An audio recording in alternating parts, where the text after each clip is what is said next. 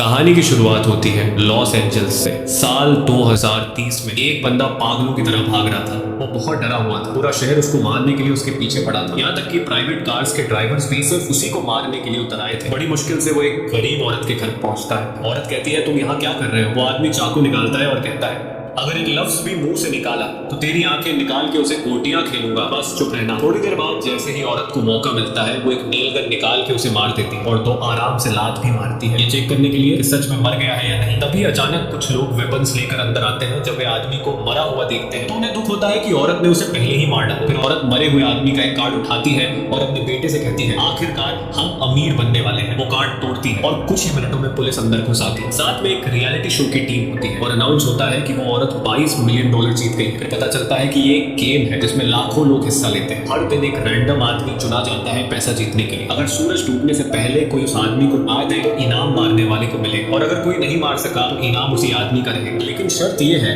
कि कोई आग वाली हथियार जैसे पिस्टल या राइफल यूज नहीं कर सकता। उसी दिन हमें एक लड़की दिखाई देती है जिसका नाम है कैटी। एक नाकाम एक्ट्रेस किस्मत आजमाने लॉस एंजलिस आई है ऑडिशंस के लिए। उसके साथ बैठी औरत कहती है, तुम बड़ी मासूम लगती हो, अपना ख्याल रखना बेटा, यहाँ लोग चोर है। कैटी कहती है, शुक्रिया नसीहत का, वो बहुत अच्छी लेडी है। औरत उसका हाथ पकड़ती है और कहती है, ऐसा मत कहो, तुम मेरी बेटी जैसी हो, चलो अब मैं यहाँ उतरती हूँ, गुड बाय। थोड़ी देर बाद कैटी जब अपनी कलाई देखती है, वो शॉक हो जाती है कि उस औरत ने उसकी घड़ी चोरी कर। कहती है वो औरत चोर है। वो अपने ऑनलाइन बुक किए हुए कमरे में पहुंचती है। कमरे को देखकर वो परेशान हो जाती है क्योंकि जो कमरा मोबाइल पर उसने देखा था वो तो बिल्कुल अलग निकला। कमरे की मालकिन कहती है, हम अलग अलग फोटोज का इस्तेमाल करते हैं ताकि ग्राहक को फंसा सके। जैसे ही कैटी बेड पर बैठती है तो बेड नीचे गिर जाता है, लेकिन वो मजबूर थी क्योंकि इस कमरे का किराया सस्ता था। उसके बाद एला का मंगेतर आता है और एला से कहता है, देखा कल का इवेंट, कल लॉटरी का इनाम होगा $600 मिलियन। ये सुनकर कैटी हैरान हो जाती है कि ये कैसा मुकाबला है। उसके बाद वो कहती है, मेरा दिमाग मत खाओ, कमरे की चाबी दो, मुझे सोना है। वो लोग चाबी देते हैं और कैटी जाके सो जाती है। अगले दिन सुबह कैटी उठती है तो चेहरे पे पानी टपक रहा होता है। जब वो छत की तरफ देखती है तो पता चलता है कि ऊपर वाले पड़ोसी का वॉशरूम है और जिन कपड़ों में ऑडिशन देना था वो भी खराब हो गए। वो एला को कॉल करती है, ये क्या बकवास है, उठती हूँ तो लोग मेरे ऊपर पेशाब कर रहे होते हैं, कपड़े भी खराब हो गए। एला कहती है, परेशान मत हो, मेरे कपड़े पहन लो, कमरे की अलमारी में रखे हैं। कैटी सच में वही करती है और ऑडिशन के लिए निकल जाती है। अब सिर्फ आधा घंटा रह गया है ऑडिशन के लिए। जैसे ही वो ऑडिशन वाली जगह में एंटर होती है, वो देखती है कि वहाँ और भी लड़कियां ऑडिशन देने आई हैं।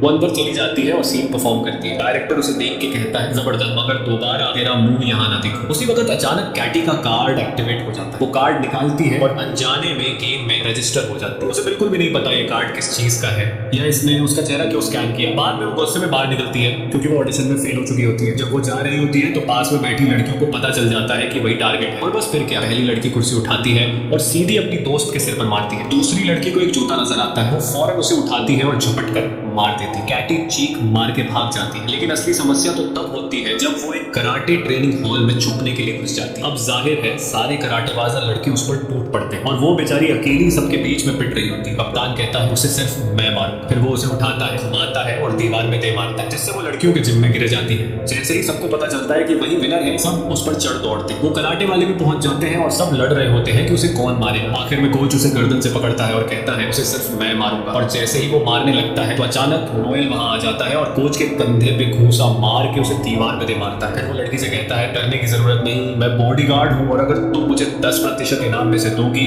तो मैं तुम्हें बचा लूंगा। उसने कहा, ठीक है भाई, तुम्हें पूरा इनाम भी दे दूंगी, बस बचा लो। नोएल उसे अपनी कमर से बेल्ट के जरिए बांध लेता है ताकि उसे बचा सके। फिर वह सारे दुश्मनों को मार गिराता है। एक कमजोर सा लड़का आता है। नोएल उसे कहता है, अगर मैंने तुझे मारा तो मुझे ही तरस आ जाएगा, 3 तक गिनती करूंगा, अगर नहीं भागा तो तू गया। वह लड़का तुरंत बोला, अरे सर सलाम है आपको, और भाग जाता है। फिर वह दोनों बिल्डिंग से निकलते हैं और पता चलता है कि हर 15 मिनट बाद एक ड्रोन उसे ट्रैक कर रहा है ताकि बाकी प्लेयर्स को उसका लोकेशन मिलता है। उन्हें एक गाड़ी मिलती है, वह उसे लेकर वहां से फरार हो जाते हैं। लड़की नोएल से कहती है, ये कैसी गेम है जिसमें लोग मुझे मारने के पीछे पड़े हैं, मुझे इस गेम से निकलना है, कोई ना कोई हल निकालो। नोएल कहता है, हल सिर्फ एक है, तुम्हें शहर के लोगों से बचना होगा। अगर तुम निकलोगी तो मैं भी अपने 10% से हाथ धो बैठूंगा। लेकिन फिर उसे शक होता है कि नोएल शायद उसे मार दे और खुद इनाम ले ले। पूरा शहर उनके पीछे होता है। वो दोनों सेफ्टी हेलमेट पहन लेते हैं। तभी अचानक गाड़ी में एक लड़की घुस जाती है। वो चाकू निकालती है और उसे मारने की कोशिश करती है। नोएल कहता है, तुम गाड़ी चलाओ, मैं इसे देखता हूँ। फिर लड़की के सर को जोर से पकड़ता है। नोएल उसे एक जोरदार लात मार के गाड़ी से बाहर फेंक देता है, लेकिन आगे चलकर गाड़ी खराब हो जाती है और लड़की नीचे उतरती है और भागने लगती है। नोएल उसे पकड़ लेता है। वो कहती है, सच सच बताओ,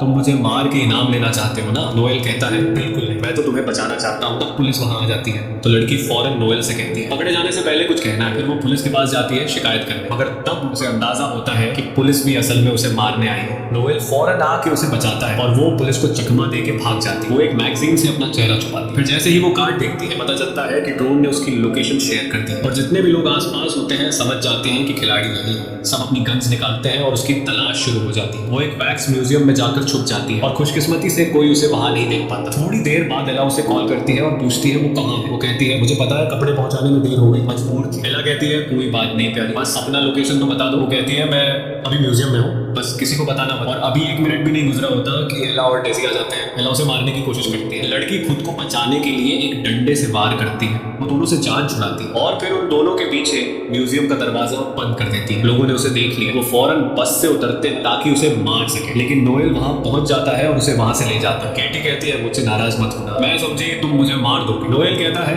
अब ये नाराजगी का वक्त नहीं, 3 मिनट बाद ड्रोन फिर से लोकेशन देगा, सब नीचे आ जाएंगे। कैटी कहती है कि हमें कोई बम प्रूफ पनाहगाह चाहिए जहां हम छुप सकेंगे। नोएल कहता है मिल गए। वो लोग एक बंदे जैक के पास जाते हैं जिसके पास अपने घर में एक सीक्रेट शेल्टर होता है, लेकिन जैक समझता है कि ये लोग चोर हैं और घर लूटने आए हैं। नोएल उसे समझाता है भाई चोर दरवाजे से आते हैं क्या। इतने में पीछे से एक बस आ जाती है जो लोगों से भरी होती है। टाइम कम होता है तो वो लोग जैक को धमकी देकर अंदर घुस जाते हैं, उसे शेल्टर का पासवर्ड मांगते हैं और जैसे ही वो अंदर जाते हैं लोग घर पर हमला कर देते हैं। तो कैटी जैक को तीर मार देती है ताकि वो बेहोश हो जाए और किसी को पासवर्ड न बता सके। और अब नोएल और कैटी आपस में बात करने लगते हैं। कैटी अपनी नाकाम एक्टिंग की कहानी सुनाती है और कहती है कि अब मेरा कोई भविष्य नहीं। फिर वो नोएल से पूछती है कि तुम हमारी मदद क्यों कर रहे हो। नोएल कहता है कि मेरे लिए सबसे अहम है लोगों की जान बचाना, पैसे मेरे लिए कुछ मायने नहीं रखते। इतने में एला और डेजी भी वहां पहुंच चुके होते हैं। एला जैक को उठाती है और मारने लगती है ताकि वो होश में आए। फिर उसे उठाकर स्विमिंग पूल में फेंक देती है। वो होश में आ जाता है और एला उससे पासवर्ड ले लेती है। नोएल और कैटी अंदर बहुत डर जाते हैं। नोएल एक दोस्त को कॉल करता है और कहता है कि इन सब लोगों के मोबाइल हैक करके उड़ा। दोस्त वाकई फोन्स को हैक करता है और ब्लास्ट कर देता है। सब जख्मी हो जाते हैं। ये मौका देखकर नोएल और कैटी वहां से निकल जाते हैं, लेकिन नोएल देखता है कि एक आदमी जल रहा है। वो पानी डालता है और अपने पैर से आग बुझाने की कोशिश करता है। वो आदमी कहता है कि भाई आराम से,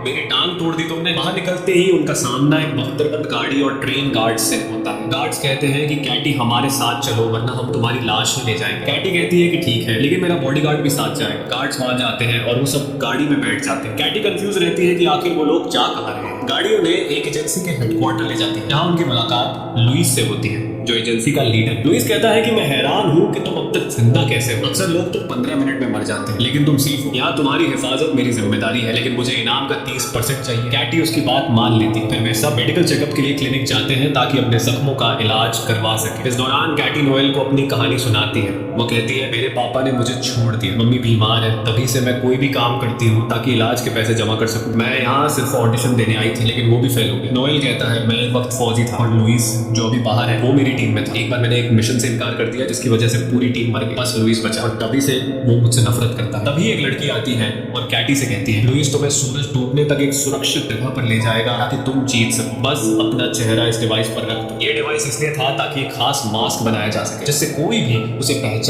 न सके। और वाकई में मास्क बन गया, एक बूढ़े आदमी का मास्क। लेकिन नोएल को कुछ अजीब सा महसूस हो रहा था। उसने कहा मुझे लग रहा है लुइस तुम्हें अकेले में मारने का प्लान बना रहा है ताकि वो अकेला इनाम ले सके। लेकिन कैटी को उसकी बात पर यकीन नहीं आया। उसी वक्त लुइस अंदर आता है और दोनों को गैराज में ले जाता है। वहां लुइस कहता है कि कैटी एक गाड़ी में बैठे और नोएल दूसरी। यही कैटी समझ जाती है कि लुइस उसे धोखा देगा। वो उसे नीचे किक मारती है। अचानक लोग अंदर घुस आते हैं ताकि उसे मार दे, लेकिन खुशकिस्मती से कोई उसे पहचान नहीं पाता। तो केटी लुइस की एक गाड़ी लेती है और निकल जाती है, मगर लुइस नोएल को पकड़ लेता है और उसे इतना मारता है कि उसकी हड्डी तोड़ देता है। जब केटी भाग जाती है लुइस उसे कॉल करता है और ब्लैकमेल करता है कि वो नोएल को मार दे। केटी कहती है अब तुम क्या चाहते हो। वो कहता है फौरन आ जाओ शहर के बीच वाले थिएटर में। और उस वक्त सूरज डूबने में सिर्फ 16 मिनट बाकी थे, लेकिन केटी ने फैसला किया कि वो नोएल को बचाएगी क्योंकि वो कई बार उसे बचा चुका था। उसने अपने साथ पिस्तौल भी ली। वहां पहुंचती है तो देखती है कि नोएल जंजीरों में बंधा हुआ। केटी कहती है अगर तुमने उसे न छोड़ा तो मैं खुद को मार लूंगी और तुम इनाम से हाथ धो बैठोगी। वह कहता है आसान है, मैं तुम्हारी अंगुलियों के निशान मिटा दूंगा और अपने लगा दूंगा। केटी कहती है जबरदस्त आइडिया, मगर मैं लाइव हूँ और सारी दुनिया देख रही है। वह कहता है अच्छा ठीक है, रिलैक्स हो जाओ और पिस्टल दो। केटी कहती है ठीक है, मगर पहले नोएल को छोड़ो और जाने दो। और जैसे ही वह खुद को मारने लगी वह कहता है रुक जाओ मैं उसे छोड़ रहा हूँ, ये लो चाबी। और फिर कहता है अब आराम से मुझे पिस्टल दो। केटी कहती है मुझे यकीन था कि तुम्हारे दिल में रहम है, ये लो पिस्टल वगैरह, अचानक उसे एक